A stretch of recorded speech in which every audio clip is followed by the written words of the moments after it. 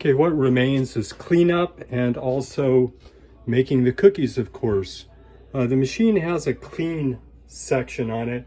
You put in a few drops of detergent, dish detergent, not very much, and you put this back into the body of the pot and you hit clean and it comes out nice and clean, and then just wipe down the outside.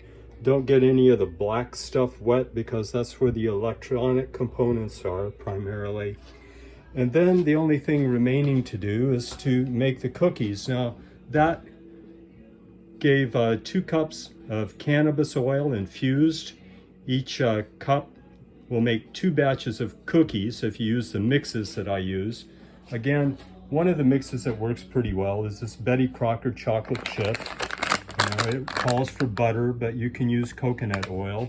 I get this Lakanto sugar-free stuff from Amazon. It's a little bit more expensive than the Duncan Hines or Betty Crocker stuff, but I like it pretty well. And I use 1.5 of these and with a 1/2 cup of coconut oil, and it comes out pretty well. If things are a little too watery or a little too oily rather, a little too thin, you can add a little flour to it and it comes out nicely. I use this little scoop for the cookies and I end up with 3 cookies. I don't know how big this is actually.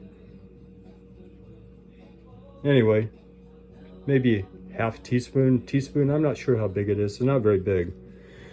So anyway, just basically follow the directions on the mix and cook them for the time that it says, and then I usually score each cookie in half right when they come out of the oven, and then I seal them in the little vacuum bags, stick them in the freezer. Also, it's a good idea to keep the oil in the refrigerator. I just put it in the bottom of the fridge, and as I said before, a batch of this will last probably 3 months, even using it liberally and often and giving some of it away. And so I think that pretty well covers it. I highly recommend the machine again. I'm not trying to do an ad for it, but I tried doing this using other methods, like on the stove top, used a crock pot. It took about 3 days on the stove top. I was afraid it was going to catch on fire because it's pretty borderline. So this machine has been definitely worth the money. So happy cooking. Now, one last thing. The cannabis that went into these, I don't know, I got from my sons-in-law. I'm not sure what the quality was or the kind. I kind of like to know the specific type. So I'm giving this oil to them and allowing them to make their own cookies with it. And then if they want, buy the machine and do it themselves. I'm not sure what kind of cannabis this was. I usually like to get a sativa for the daytime. Sometimes have an indica if I need to get some sleep. And of course, what I got for this session here, I'm going to make my own now. I got this blueberry train wreck.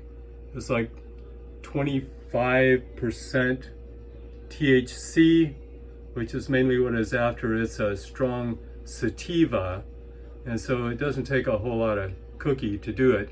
It is true that pot that doesn't smoke very well will cook better, for sure. But I always like to know exactly what I'm getting here. I like a pretty pure sativa or a pretty pure indica. Although I've had some good luck with hybrids too that were nice in the daytime. It didn't keep me awake at night. So it all depends on what you're after. I'm not recommending this particular variety. I get whatever is fairly high THC content and whatever is on sale. I think I paid like 65 bucks for an ounce of this stuff. So when the time comes, I just kind of watch for whatever I can find on sale that seems pretty good. So I think that about wraps it up. Happy cooking.